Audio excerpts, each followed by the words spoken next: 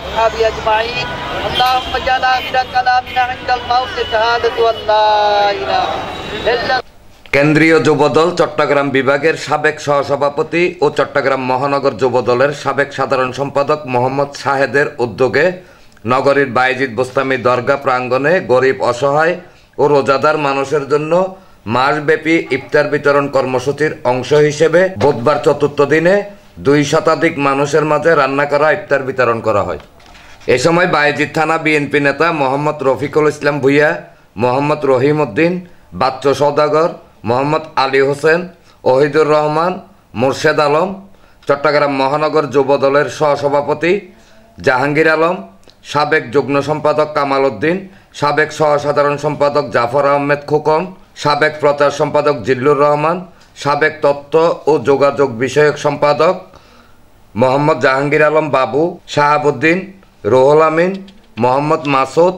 মোহাম্মদ দুলাল, মহানগর ছাত্র দলের সাবেক যুগ্ম সম্পাদক শফিউল শামু, সাবেক সহসাংগঠনিক সম্পাদক রহিমউদ্দিন সহ আরও অনেকে উপস্থিত ছিলেন। আপনারা জানেন এই পবিত্র মাহে রমজান মাস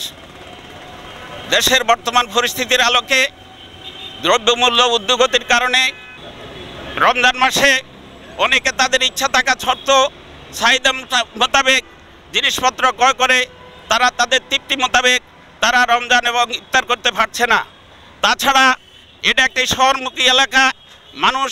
এক জায়গা থেকে অন্য জায়গায় দূর দূরান্ত চলে যাচ্ছে, ফলে তাদের ইফতারের প্রয়োজন হলে তারা তাদের সময় মতো ইফতার করতে পারছে না। তাই বিএনপির কেন্দ্রীয় নির্দেশে, বিশেষ করে বিএনপির ভাইস চেয়ারম্যান জনাব তারেক রহমানের নির্দেশে সমগ্র বাংলাদেশ ব্যাপী এবং অত্র এলাকার সম্ভাব্য আগামী দিনে 5 আসনের সংসদীয় প্রার্থী জনাব ব্যারিস্টার হেলাল ভাইয়ের নির্দেশে এবং চট্টগ্রাম মহানগর সাবেক সাধারণ সম্পাদক যুবদলের সাধারণ সম্পাদক মোহাম্মদ শাহেদ ভাইয়ের নির্দেশে এই ইফতার কর্মসূচি ঘোষণা করা হয়েছে, যাতে আমরা যেভাবে ইফতার করি কোনো মানুষ অসহায় গরিব দুঃখী কেউই যেন এটা থেকে বঞ্চিত না হয়। যুবনেতা মোহাম্মদ শাহেদ ভাইয়ের নির্দেশনায় আমাদের আজকে বায়েজিদে আমরা দুস্থদের মাঝে মাসব্যাপী একটি ইফতার বিতরণের কর্মসূচি হাতে নিয়েছি। আমাদের আজকে আমরা ইনশাল্লাহ খুব সফলভাবে আমরা ইফতার বিতরণ করেছি। আমরা আমাদের এই মাসব্যাপী ইফতার বিতরণ কর্মসূচিটা চলবে। এনামুল হক লিটন, প্রগতি 24 টিভি।